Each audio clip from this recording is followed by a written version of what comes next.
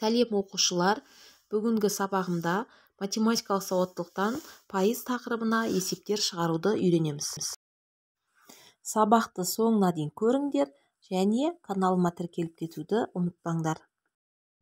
Ал онда бірінші есептен бастап шығарайық. Бірінші есеп: теңіз суының 95% ғана су, қалғаны тұз. 6 тонна теңіз суында қанша тұз бар? Бірінші есепте бізде теңіз суының 95% су дейді. Қалғаны сонда тұз болады да, қалғаны бізде 5% тұз болып тұр. Сонда жазамыз міне 5% тұз. Бізге айтады 6 тонна теңіз суында қанша тұз бар дейді. Ол үшін біз 6 тоннаны 100% деп аламыз да, оның бізде қанша тұз бар дейді. Тұз неше пайызын береді? 5%-ын береді. 5%-ын табамыз. X деп. Содан x тең, қараңдар, 6 тоннаны көбейтеміз 5-ке, 5%-ға, оны бөлеміз 100%-ға.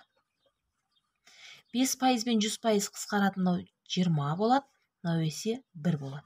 Сонда 6 тоннаны қараңдар, 6 тоннаны мен килограммға айналдырам. 6 тоннаның ішінде бізде 1 тоннада 1000 килограмм бар. Сонда 6 тоннада 6000 килограмм болып тұр. 6000 килограммды 20-ға бөлеміз. Тең. Сонда 1-0 мен 1-0 қысқарады. 6000 килограмм. 1-0 қысқарады, 600 қалады. 600-ді 2-ке бөлетін болсақ, 300 килограмм болады екен. Сонда 6 тонна теңіз суының құрамында 300 килограмм тұз бар екен. Екінші есеп: алманың 20-дан 17-сі су. Алманың неше пайызы су? Бұл есепте айтады, алманың 20-дан 17-сі су дейді. Алманың неше пайызы су дейді. Бізде мына бөлігі бізде бөлшек түрінде берілген, осы бөлшекті пайызға айналдыруымыз керек. Ол үшін бізде бөлшекті пайызға айналдыру үшін біз осыны 100%-ға көбейтеміз. Пайызды бөлшекке айналдыру үшін бөлеміз негіз. Қысқартамыз, мысалы 100 бен 20 қысқарады, 1 болады, есе 5 болады. Енді сонда алымда 17-ні көбейтеміз 5-ке, бөлеміз 1-ге. Сонда 17-ні 5-ке көбейтетін болсақ 85, оны 1-ге бөлсек 85-тің өзі болады. 85%-ды береді. Үшінші есеп: кітаптың бағасы 15%-ке арзандағаннан соң 170 теңге болды. Кітаптың алғашқы бағасы қанша? Бізде бұл есепте айтады, кітаптың бағасы 15%-ға арзандаған, сол арзандағаннан кейінгі бағасы 170 теңге болғанда, бізге айтады, арзандамай тұрған кездегі бағасын тап дейді. Ол үшін қараңдар, 15%-ға арзандаса, мысалы өзі бізде кітаптың бағасын 100% дейтін болсақ, 15% арзандаса, біз 100-ден 15 алып тастаймыз. Егер қымбаттайтын болса, 100-ден 100-ге 15 қосамыз. Мысалы 10% арзандады десе 90% болады. Ал 10% қымбаттады десе 110% деп аламыз. Сонда арзандағаннан кейін, мысалы 170 теңге болды ғой. Осы 170 теңгені бізде 15% арзандады, 100-ден 15 алсақ 85% болады. Осыны енді бұның 100%-ын тауып ала саламыз, болды, x деп.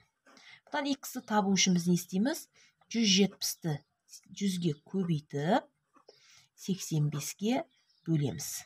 Сонда 85 пен 170 қысқаратыны 2 болады, 1 болады. 2-ні 100-ге көбейтеміз 200, оны 1-ге бөлсек 200 болады.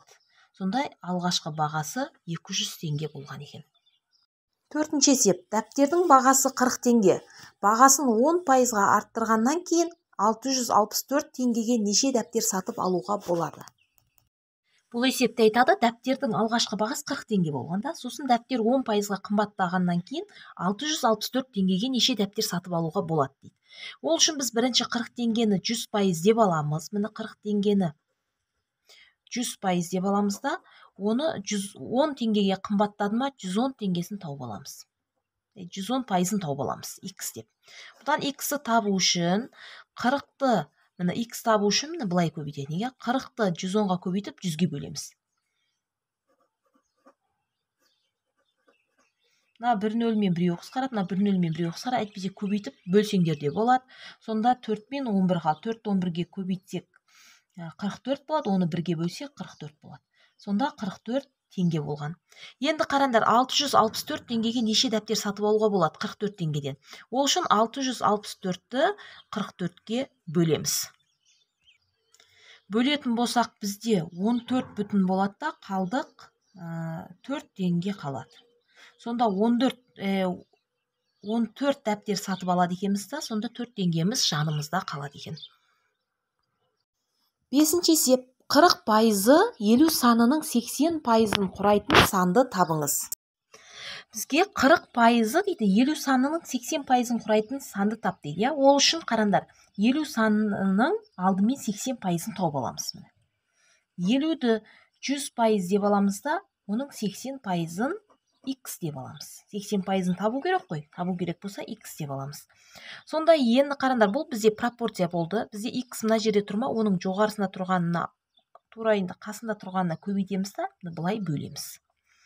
Сонда 50-ді 80-ге көбейтеді екенбіз, оны 100-ге бөледі екенбіз. 50-ді 80-ге көбейтетін болсақ, бізде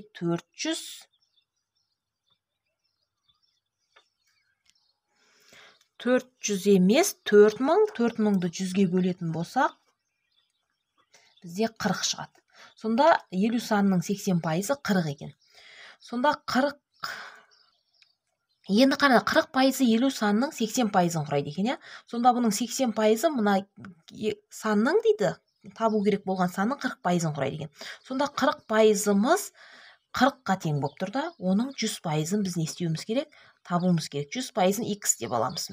X тең 100%-ын табу үшін 100-ді 40-қа көбейтеміз, оны 40%-ға бөлеміз. Тең, сонда 40 пен 40 қысқарып кетеді, не керек? 100 қалады.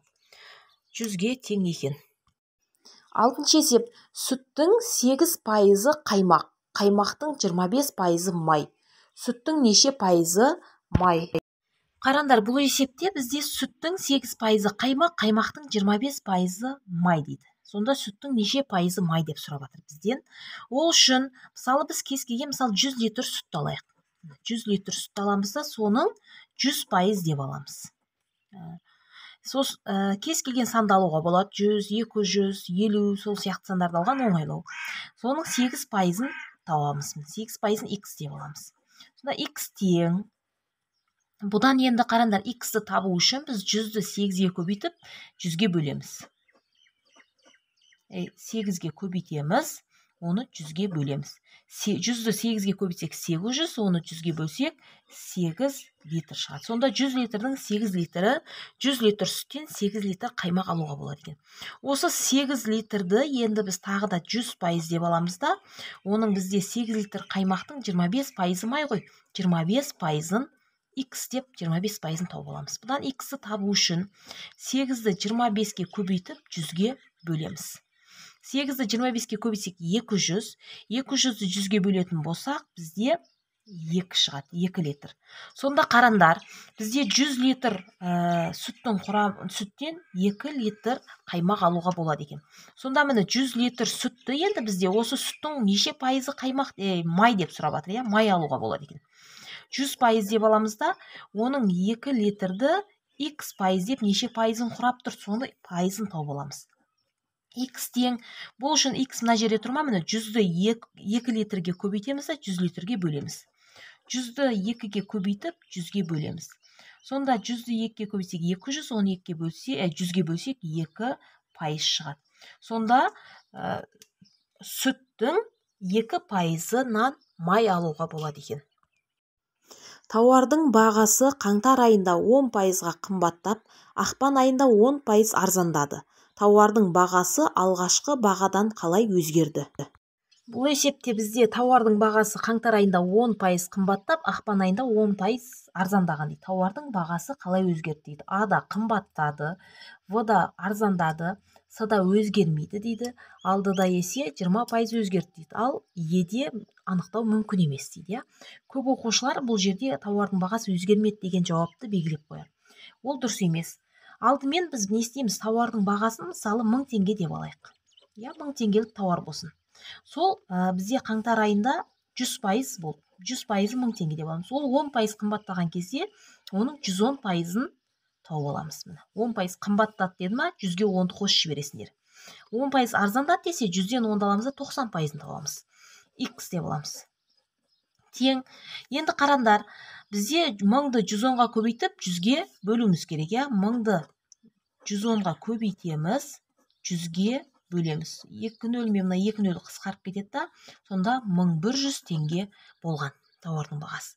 Ал енді қарандар, осы 1100 теңгені еді қаңтар айында 1100 теңге болғаны тауардың бағасы. Сол енді ақпан айында 10% арзандаған. 10% арзандағаннан кейін оның біз не істейміз? 90%-ын тауып аламыз. X тең. X тең 110-ды 90-ға көбейтеміз. 1100-ді 90-ға көбейтіп 100-ге бөлеміз. Сонда 1 нөл мен 1 нөл, 1 нөл мен тағы 1 нөл қысқарады. Сонда 90-ды 11-ге көбейтетін болсақ, тең 990 теңге болады. Сонда қарандар, тауардың бағасы не істеп тұр? Алғашқыда 1000 теңге еді, енді 990 теңге болып қалды. Сонда тауар не істеп жатыр? Арзандап жатыр. Сонда біз 990 теңге болып қалды, арзандады деген жауапты белгілеп қоясыңдар болды. 8-ші есеп. Ағаштың берілген массасының 20%-нен қағаз дайындалады. Оқушының бір дәптері орта есеппен 30 грамм, ал бір кітабы одан 15 есе ауыр болса, сыныпта 28 оқушының әрқайсысына бір дәптерден және бір кітаптан дайындау үшін барлығы неше килограмм ағаш керек? Қарандар, бұл есепте бізге айтады, ағаштың 20%-нан қағаз дайындалады дейді. Оқушыға бір дәптер және бір кітаптан дайындау үшін қанша ағаш қажет деп жатыр. Ол үшін бір дәптеріміз 30 грамм болады екен, бір кітап одан 15 есе ауыр болады екен. 15 есе ауырма, 30-ды біз 15-ге көбейтеміз. Сонда ол 450 грамм болып тұр. Сонда қарандар, бір дәптерің 30 грамм, бір кітабың 450 грамм болып тұр. Сонда екеуі, бір оқушыға бір дәптер, бір кітаптан дайындау керек қой.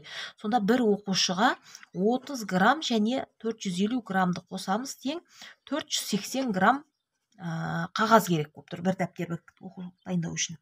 Енді қарандар, осы бізде бір оқушыға, ал бізде 28 оқушы берілген. 28 оқушыға қанша грамм, бір дәптер, бір кітаптан дайындау үшін қанша грамм қағаз керек? Соны тауып аламыз. Ол үшін 480-ді 28-ге көбейтеміз. Көбейтсек, бізде 13440 грамм болды. Енді қарандар, бізде ағаштың 20%-ы қағаз болып тұр, я? Сонда бізде осынша грамм қағаз керек қой. Бізге айтады, қанша килограмм ағаш керек деп сұрап жатыр да. Ол үшін бізде қағаздың грамм тауып алдық. Осы 13440-ды біз енді не деп аламыз? 20% деп аламыз да, оның 100%-ын табамыз. X деп. Сонда бұдан X-ті табу үшін 13440-ды 100-ге көбейтіп 20-ға бөлеміз. Көбейткен кезде мына екеуін қысқартсақ болады, 5 болады, сонда 1 болады. Сонда 13440-ды 5-ге көбейтеміз, сосын 1-ге бөлеміз. Көбейтетін болсақ, бізде 67200 грамм шықты.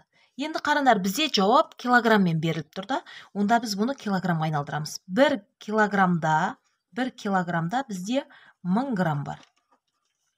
Бізде граммды килограмға айналдыру үшін 1000-ға бөлеміз. 1000-ға бөлсек, өтір мына жерден 2, 1, 2, 3 рет жылжиды. Сонда 67,2 килограмм болады. Мына 3 нөлі болғаннан кейін 3 рет жылжытып. Айтпесе бөліп қойсаңдар да болады. 67200-ді 1000-ға бөлсек, 67,2 килограмм шығады. Осымен сабағымыз аяқталды. Сау болыңдар. Егер сабақ ұнаса, каналыма тіркеліп, лайк басып кетуді ұмытпаңдар.